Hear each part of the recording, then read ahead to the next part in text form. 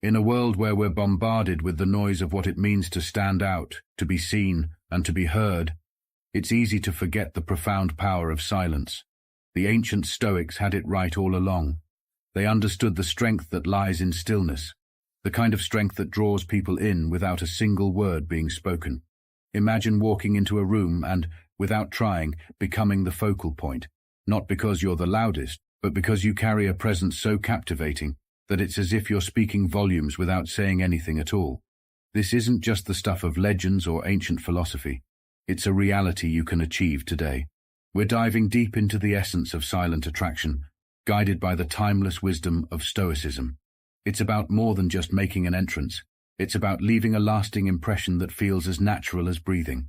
So, if you've ever felt overshadowed in a world that can't stop talking, this is your moment to learn how to let your silence speak louder than words. As Seneca said, silence is a lesson learned from the many sufferings of life. Let's unravel the secrets to becoming effortlessly magnetic, to turning heads without trying, all by harnessing the ancient art of Stoic charm. If you appreciate the journey we're embarking on together, exploring the depths of silence and wisdom, do me a simple free favor by hitting that subscribe button. And remember, if you've ever felt like you're different from the majority, this message is tailored for you. So, make sure not to skip any part of the video. Habit number 1. Be you. How often do we mask our thoughts, mute our interests, or even alter our opinions just to blend in? We've all been there, but Stoicism nudges us gently back to our authentic path. As Marcus Aurelius said, the happiness of your life depends upon the quality of your thoughts. Stoicism tells us that the most magnetic, attractive quality we possess is our authenticity. When you are true to yourself, you're in harmony with your nature, and this harmony resonates deeply with those around you. It's like sending out a signal that says, "This is me, unfiltered, unapologetic and real." And believe me, that kind of truth is magnetic. But let's break it down further. Being you means embracing your quirks, your passions, your vulnerabilities. As Epictetus said, first say to yourself what you would be, and then do what you have to do. It means standing firm in your beliefs, even when the world tries to sway you otherwise. It's about finding comfort in your own skin, knowing that your genuine expression is your greatest asset. Remember, the Stoics valued virtue above all: wisdom, courage, justice, and temperance. Living by these virtues, being guided by your inner moral compass, makes you not just attractive to others, but also brings you closer to personal tranquility and happiness. So, how do you start embracing the power of being you? As Seneca said, it is not the man who has too little, but the man who craves more, that is poor. It begins with a little introspection. Take time to understand your values, passions, and boundaries. Reflect on what makes you feel alive, what drives you, and how you can align your actions with your true self. Then, take the brave step of expressing that true self to the world.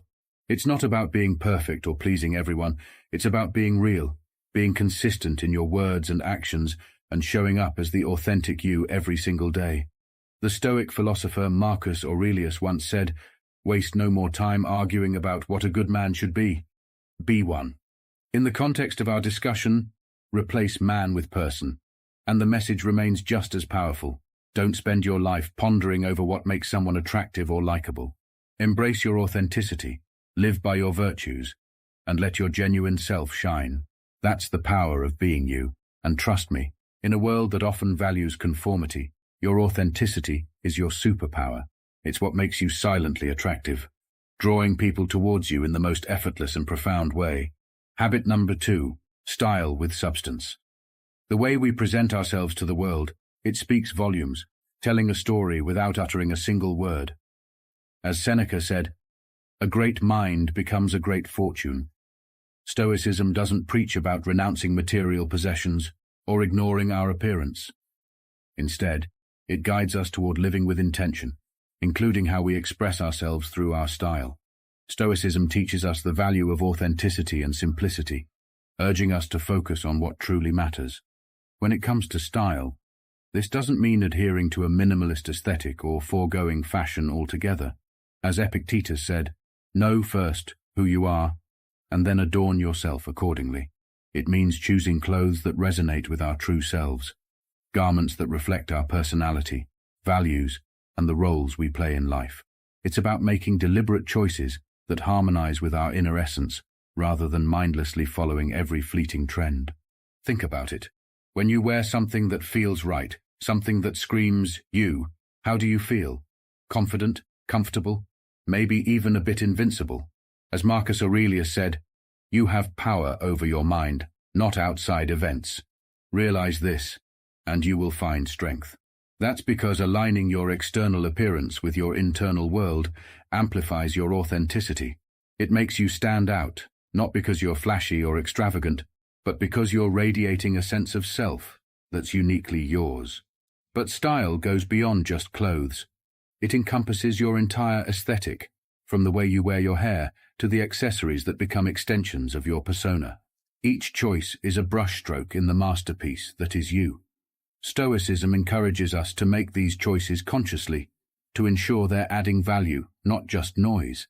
So, how do we apply Stoic wisdom to our style? As Seneca said, the one who puts the finishing touches on their life each day is never short of time. Start by asking yourself what each piece in your wardrobe says about you. Does it align with your values? Does it reflect who you are or who you aspire to be?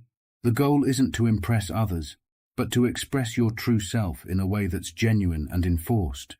Remember, your style isn't static. As you grow, evolve, and navigate through life, your style will shift and change. That's perfectly okay. The key is to remain true to yourself through these transitions, allowing your external expression to evolve with your internal journey. Habit number 3, the silent language of the body. It's fascinating how much we can communicate without ever saying a word. Our posture, our gestures, even the way we move through a room, all of it sends signals to those around us. As Epictetus said, the key is to keep company only with people who uplift you, whose presence calls forth your best. Stoicism, at its core, teaches us about control and awareness, not just of our minds, but also of our bodies. It's about understanding that our external expressions are reflections of our internal states. So, when we talk about body language from a Stoic perspective, it's not just about manipulating our gestures to appear a certain way. As Marcus Aurelius said, the soul becomes dyed with the color of its thoughts. It's about aligning our outer movements with our inner virtues and intentions. It's about integrity and coherence between what we feel and what we show. Consider the simple act of maintaining good posture. It's not just about looking confident. It's a physical manifestation of self-respect and personal dignity, qualities highly esteemed in Stoicism. As Seneca said, we should every night call ourselves to an account. What infirmity have I mastered today? What passions are opposed? What temptation resisted? What virtue acquired? When you stand tall, with your shoulders back and head held high, you're not just telling the world that you're confident. You're telling yourself that you're worthy of respect. This self-assured stance naturally draws people towards you, creating an aura of approachability and trustworthiness. But it doesn't stop at posture. The subtleties of our facial expressions, the warmth of our smile, the sincerity in our eye contact, all these elements of body language are deeply communicative. They have the power to bridge gaps, to make others feel seen and understood without a word being spoken. A genuine smile, for instance, can disarm the most guarded heart, while sincere eye contact can forge a connection that feels as deep as any conversation. As Epictetus said, it's not what happens to you, but how you react to it that matters. Stoicism encourages us to be present and mindful in every moment, and this extends to our body language. Being truly present means being aware of how we're physically engaging with those around us. It's about ensuring our body language reflects our genuine feelings and intentions, whether it's showing empathy, openness, or simply a readiness to engage. This mindful approach to non-verbal communication invites genuine interactions and relationships built on a foundation of trust and respect. So, how can we apply Stoic principles to master the art of body language? As Marcus Aurelius said, you have power over your mind, not outside events. Realize this, and you will find strength. It starts with self-awareness. Take the time to observe your own non-verbal cues. Are you truly present in your interactions? Or are you closed off, perhaps without even realizing it? Are your gestures open and inviting, or do they erect barriers between you and others? Practice being in the moment, fully attentive to the person you're engaging with. Let your body language flow from a place of sincerity and intention. Habit number 4. The subtle scent of sophistication. It's amazing how a single fragrance can transport us back in time, evoke emotions, or even shape our perception of someone. As Seneca said, time discovers truth. It's more than just choosing a perfume or cologne. It's about selecting a scent that becomes an integral part of your identity, one that leaves a lasting impression without a single word needing to be exchanged. Stoicism teaches us the importance of intentionality in all aspects of life, including the seemingly mundane choice of a fragrance. As Marcus Aurelius said, "Perfection of character is this, to live each day as if it were your last, without frenzy, without apathy, without pretense." It's about selecting a scent that aligns with who you are and the impression you wish to leave on the world, rather than succumbing to the latest trends or the most expensive brand. Scent is a form of non-verbal communication that, when chosen thoughtfully, reflects your inner self and values. A signature scent is not just an accessory, it's a personal statement, a subtle yet powerful way of expressing your uniqueness. As Epictetus said, "It is impossible for a man to learn what he thinks he already knows." Think about it. Just as Stoics believe in the significance of our actions and words reflecting our inner virtues, a carefully chosen fragrance can serve as a reflection of your personality, mood, and even your aspirations. It's an olfactory fingerprint that says, "This is me," creating a sensory memory in the minds and noses of those you meet. Choosing this scent requires mindfulness.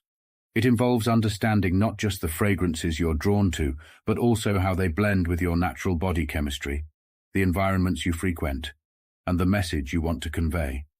Do you want to evoke a sense of calm and reliability? Perhaps a clean, fresh scent? Or maybe you wish to be remembered as bold and adventurous? Then, something with spicy or woody notes might be your call.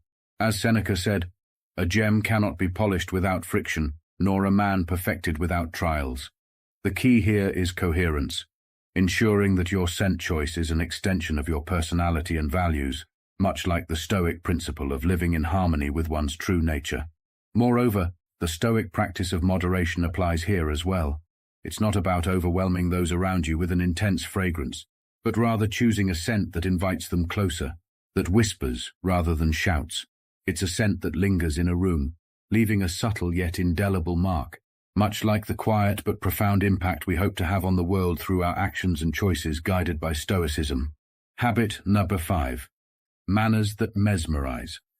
In an age where digital communication often strips away the nuances of personal interaction, manners offer a bridge back to genuine human connection. As Epictetus said, "Wealth consists not in having great possessions, but in having few wants." But when we talk about manners that mesmerize, we're diving into something deeper than just saying please and thank you. We're exploring how the grace of our interactions can leave a lasting impression, much like the enduring wisdom of Stoicism guides us to act with virtue and respect in all aspects of life. Stoicism, with its focus on virtue, self-control, and empathy, aligns perfectly with the concept of mesmerizing manners. As Marcus Aurelius said, "Waste no more time arguing about what a good man should be one." It's not just about adhering to social protocols for the sake of appearances. It's about embodying respect, kindness, and consideration for others through our actions. This alignment between Stoic principles and our behavior towards others creates a quietly powerful allure. It signals that we're not only mindful of our actions, but deeply respect those we interact with. Consider the impact of genuinely listening when someone speaks, of fully engaging with them without the distraction of our phones or our own thoughts. As Seneca said, "We have 2 ears and 1 mouth so that we can listen twice as much as we speak." This act of presence, a cornerstone of Stoic practice, communicates that we value the person and the moment we're sharing with them. It's a simple yet profound manner that resonates deeply in today's often disengaged society. Moreover, Stoicism teaches us about the importance of empathy, understanding, and sharing the feelings of others. When our manners are infused with genuine empathy, when we're quick to offer a helping hand or a word of support, we're practicing Stoic virtues in the most relatable ways. These acts of kindness and empathy don't just make us more likable. They draw people to us, creating a magnetic pull of warmth and genuine connection.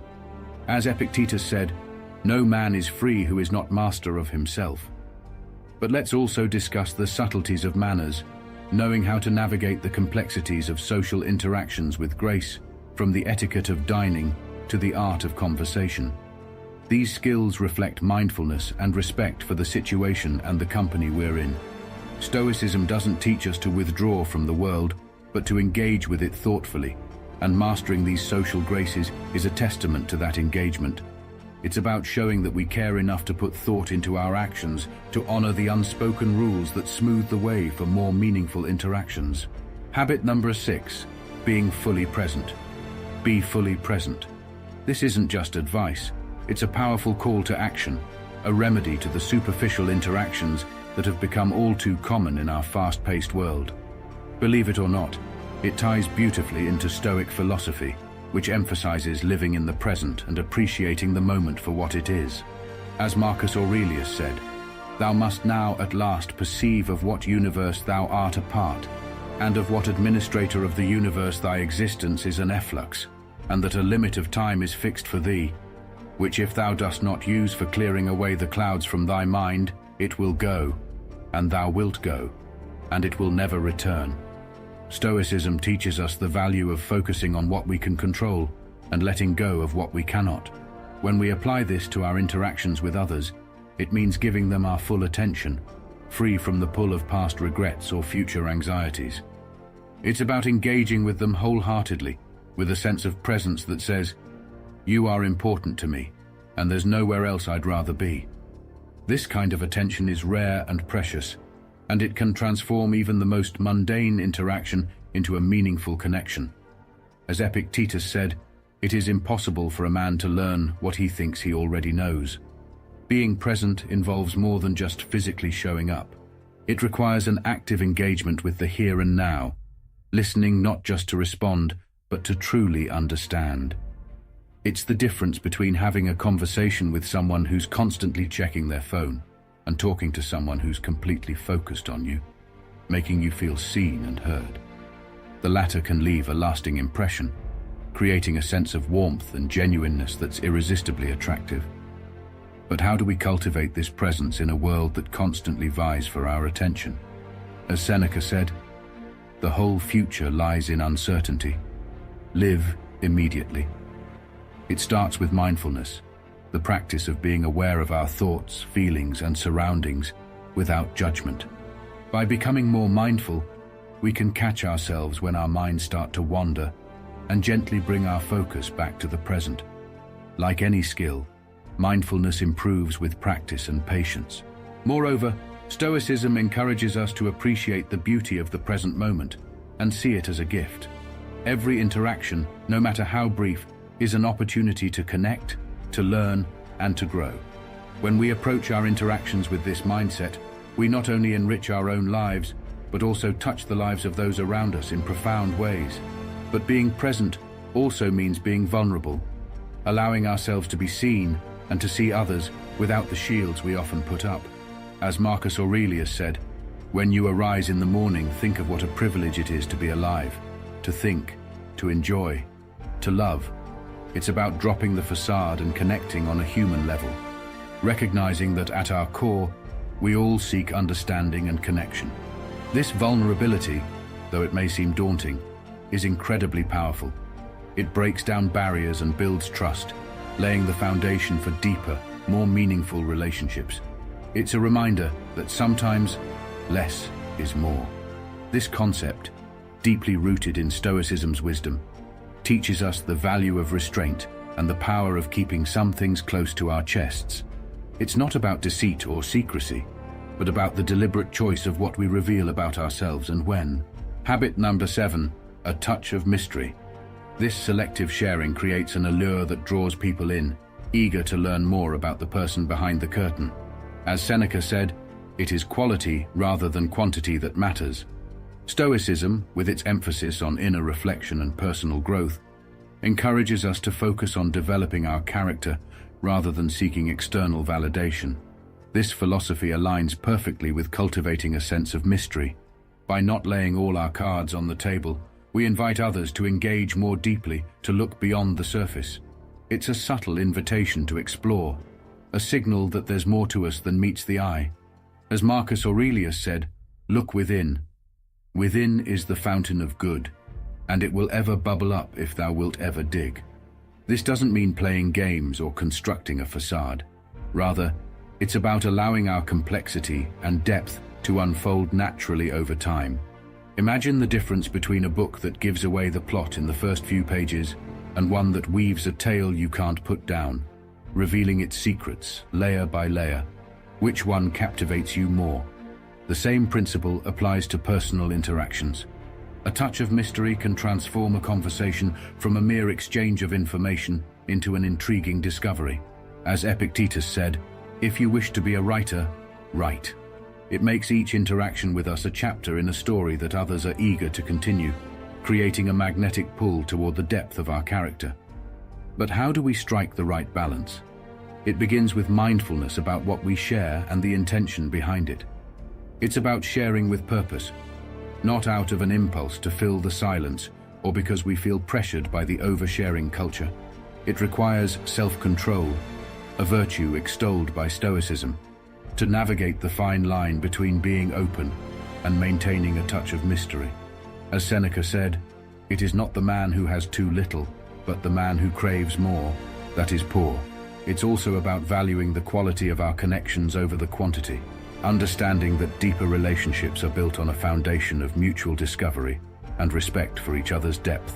Furthermore, embracing a touch of mystery reflects respect for our own inner world. It acknowledges that some thoughts, experiences, and dreams are so precious that they gain value when not freely given away. This selective sharing is not about withholding, but about cherishing. It makes the eventual sharing all the more meaningful because it's offered, not demanded. In practicing this Stoic approach to mystery, we also learn to listen more. As Epictetus said, "We have 2 ears and 1 mouth, so that we can listen twice as much as we speak." By being less eager to fill the space with our own stories, we open ourselves to hearing others and truly engaging with their essence. This creates a reciprocal dynamic, a dance of give and take that enriches both sides of the conversation. It fosters a genuine curiosity and connection that can be deeply satisfying. Habit number 8, cultural wisdom. This isn't just about knowing facts or being able to name capitals. It's about understanding the soul of different cultures, appreciating their traditions, their struggles, and their joys. It's a journey of expanding our horizons, guided by the Stoic pursuit of knowledge and the virtue of wisdom, to cultivate a global mindset that celebrates diversity and fosters empathy. Stoicism teaches us the importance of developing an understanding that goes beyond our immediate experiences. As Marcus Aurelius said, "The universe is change. Our life is what our thoughts make it." It encourages us to look outward, to learn from the world around us, and to see the common humanity in all people. In cultivating cultural wisdom, we're doing just that. We're stepping into the shoes of others, exploring the rich tapestry of human culture, and in doing so, we're not only broadening our own perspectives, but also breaking down the barriers that often divide us. Imagine the depth and richness that cultural wisdom adds to our conversations and interactions. As Seneca said, "Travel and change of place impart new vigor to the mind." When we can share a story from a different culture, express understanding, or even say a few words in another language, we're building bridges. We're showing respect for the experiences of others and signaling that we value diversity, not as an abstract concept, but as a lived reality. This doesn't require us to be world travelers or to have an encyclopedic knowledge of every culture. As Epictetus said, "If you want to improve, be content to be thought foolish and stupid." Rather, it's about cultivating curiosity, an open mind, and a genuine interest in learning from the world's myriad ways of life. Moreover, Stoicism's emphasis on self-improvement and personal growth aligns perfectly with the pursuit of cultural wisdom. By exposing ourselves to different worldviews and philosophies, we're not just collecting information. We're challenging our assumptions, confronting our biases, and growing in empathy. We're engaging in a form of self-education that shapes us into more well-rounded, compassionate individuals, capable of engaging with the world in a more meaningful way. As Marcus Aurelius said, "Very little is needed to make a happy life. It is all within yourself, in your way of thinking." But how do we cultivate this cultural wisdom? It starts with small, intentional steps, reading books by authors around the world, watching films that offer a window into different lives, and engaging with art and music from diverse cultures. It's about seeking out conversations that broaden our understanding and push us out of our comfort zones. Every cultural encounter, every piece of knowledge gained, adds a layer to our understanding, enriching our perspective and enhancing our ability to connect with others. Habit number 9, the heartbeat of compassion. This isn't just about feeling sorry for someone. It's about truly understanding their experiences, their joys, and their struggles, and connecting with them on a deep emotional level. As Seneca said, "Wherever there is a human being, there is an opportunity for a kindness." Compassion is the bridge that links our hearts, allowing us to see beyond our differences and recognize the shared humanity that binds us all. In the rich tapestry of Stoicism, compassion holds a special place, reflecting the philosophy's core principles of empathy, community, and the interconnectedness of all beings. Stoicism teaches us the value of recognizing our common bonds, urging us to extend our concern beyond our immediate circle to the wider community and the world at large. As Marcus Aurelius said, "We are all fellow citizens of one world." It's a call to action, encouraging us to feel deeply and act on those feelings meaningfully. When we approach others with compassion, we're doing more than just offering sympathy. We're offering a part of ourselves, our time, our attention, and our support. This act of giving, of stepping outside ourselves to alleviate the burdens of another, is one of the most magnetic, attractive qualities a person can possess. As Epictetus said, "Man is not worried by real problems so much as by his imagined anxieties about real problems." It draws people to us, creating a warmth and depth in our relationships that is impossible to fabricate. But compassion isn't always easy. It requires us to confront our own discomfort and sit with the pain of others without rushing to offer quick fixes or platitudes. It asks us to listen deeply and understand before seeking to be understood. This level of engagement can be challenging, but it's also incredibly rewarding. As Seneca said, "We should give as we would receive, cheerfully, quickly, and without hesitation, for there is no grace in a benefit that sticks to the fingers." By opening our hearts to the experiences of others, we not only help to lighten their load, but also enrich our own lives, gaining insights and perspectives that we might otherwise have missed. Moreover, compassion fosters a sense of belonging and community in a world that can often feel isolating and divided. Acts of compassion remind us that we are not alone, that we're part of something larger than ourselves. This sense of connection is what many of us crave at a fundamental level, and it's what makes compassion such a powerful tool for building relationships. As Marcus Aurelius said, "Whenever you are about to find fault with someone, ask yourself the following question: what fault of mine most nearly resembles the one I am about to criticize?" When we show genuine concern for the well-being of others, we're laying the foundation for deep, lasting bonds that transcend the superficialities of everyday interaction. Practicing compassion also requires a certain degree of vulnerability. It means opening ourselves up to the possibility of being affected by the suffering of others, of feeling their pain as if it were our own. This vulnerability might seem daunting, but it's also a strength. As Epictetus said, "It is not death or pain that is to be dreaded, but the fear of pain or death." It demonstrates a rare and precious level of emotional openness and authenticity. It shows that we're willing to put aside our ego to connect with others in a raw and real way. This authenticity is magnetic, drawing others to us in a way that surface-level interactions never could. Habit number 10. Laughter, the best medicine. It's often said that laughter is the best medicine, and while it may not cure all ailments, it certainly has the power to transform the atmosphere of a room and the mood of its inhabitants. As Seneca said, "It is more fitting for a man to laugh at life than to lament over it." Laughter, with its infectious nature and ability to lighten even the heaviest of hearts, holds a special kind of magic. At first glance, Stoicism and laughter might seem like unlikely companions, yet Stoicism at its core is about living a good life, finding joy in the present moment, and connecting deeply with others, goals that laughter directly facilitates. The Stoics understood the value of joy and the importance of not taking life too seriously all the time. As Epictetus said, he is a wise man who does not grieve for the things which he has not, but rejoices for those which he has. They knew that laughter could be a powerful tool for resilience, a way to face the absurdity and challenges of life with a lighter heart. It's in this shared laughter that we find common ground, a reminder that despite our differences, we all share the capacity for joy. Laughter also embodies the Stoic principle of focusing on the present. As Marcus Aurelius said, very little is needed to make a happy life. It is all within yourself, in your way of thinking. In a moment of genuine laughter, we're fully engaged in the here and now, free from worries about the past or anxiety about the future. It's a form of mindfulness, a way of fully appreciating the present moment and the joy it can hold. When we laugh, we're not just enjoying a temporary escape from life's difficulties. We're practicing a form of Stoic acceptance, acknowledging that while we cannot control everything that happens to us, we can choose to embrace life's lighter moments with open arms. Moreover, laughter is a powerful connector. It breaks down barriers and builds bridges. In shared moments of humor, we find ourselves more open, more connected, and more human.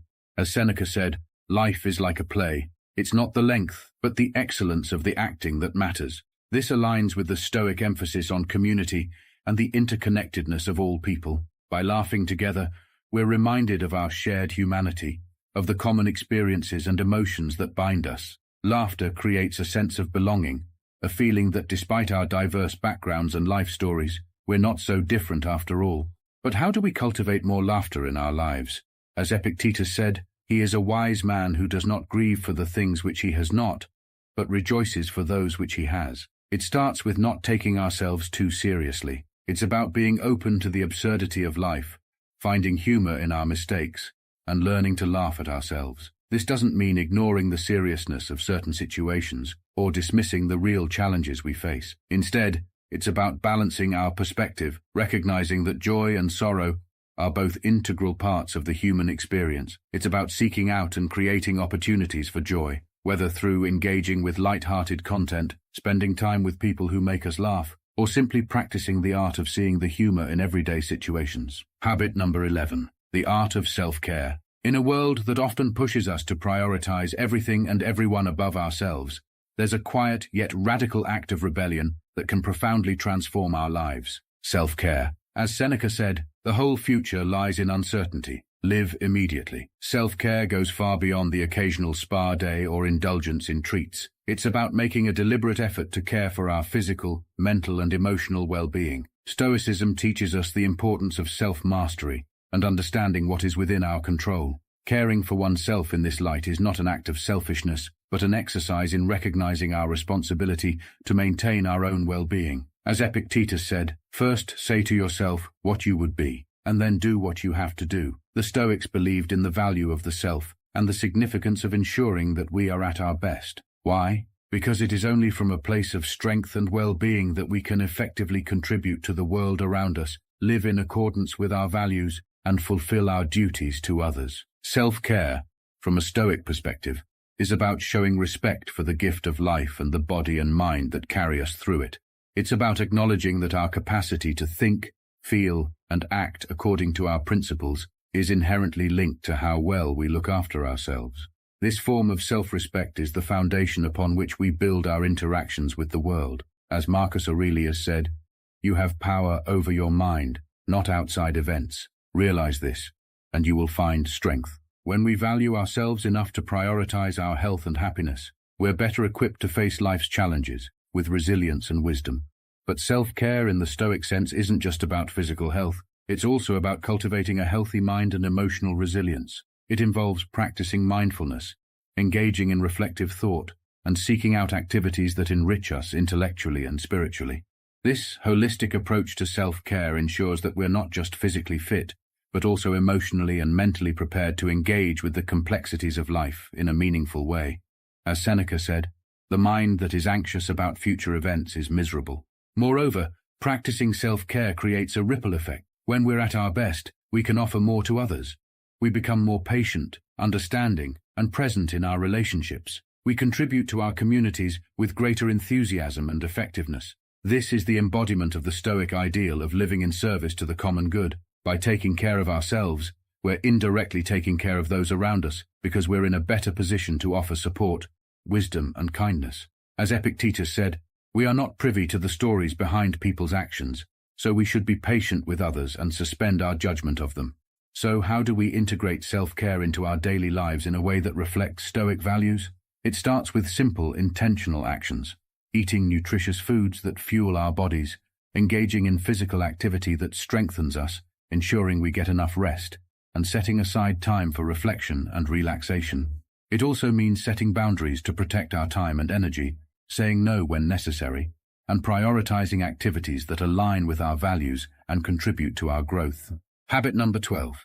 The allure of independence. This concept resonates deeply in a society that often champions self-reliance and personal freedom. As Marcus Aurelius said, very little is needed to make a happy life. It is all within yourself, in your way of thinking. However, when we peel back the layers, we find that the true essence of independence is not about solitude or isolation, but about the strength and confidence that come from knowing you can stand on your own. This strength, a central tenet of Stoicism, is not just about the ability to survive without assistance, but about thriving on your own terms, making decisions aligned with your values, and living a life that is authentically yours. Stoicism, with its emphasis on self-discipline, personal responsibility, and the pursuit of virtue, teaches us that true independence is internal. As Epictetus said, it's not what happens to you, but how you react to it that matters.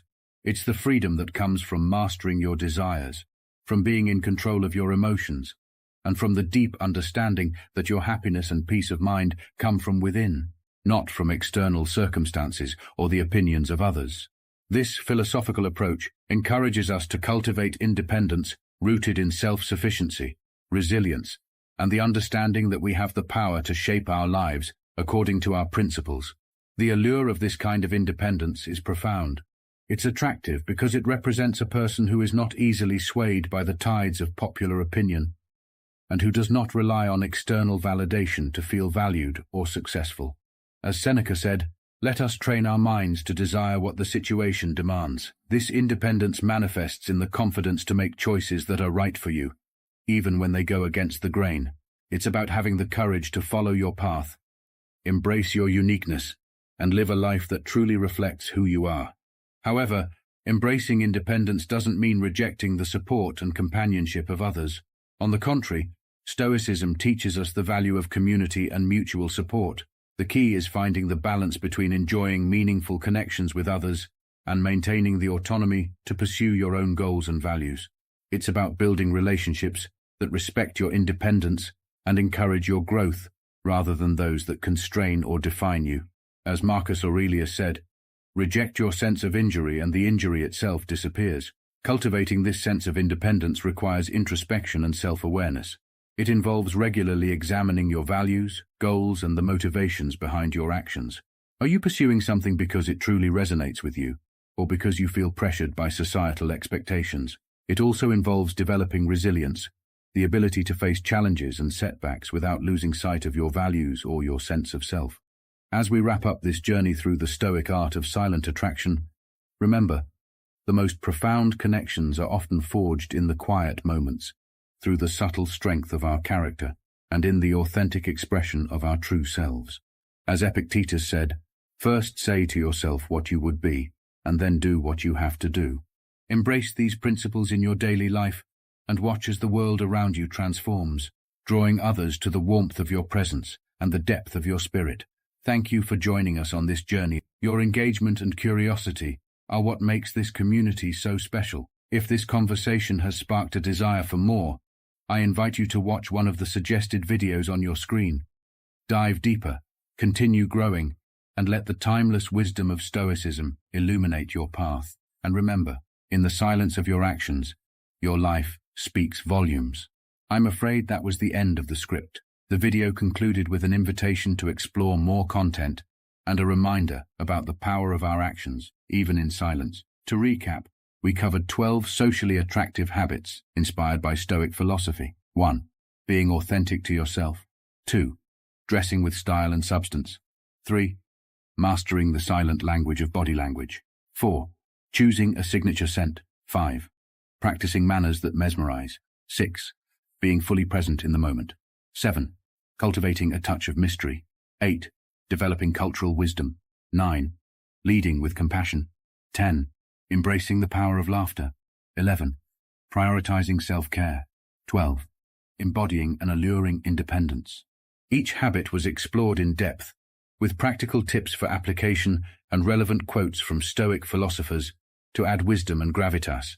The overarching message was that true attraction comes from within, from the strength of our character, the authenticity of our actions, and the tranquility we radiate when we live in accordance with our values. If you have any other questions or would like to discuss a particular habit in more detail, please let me know. I'm here to support your journey of personal growth and self-discovery through the lens of Stoic philosophy. If you enjoyed this video, feel free to like, comment, and share.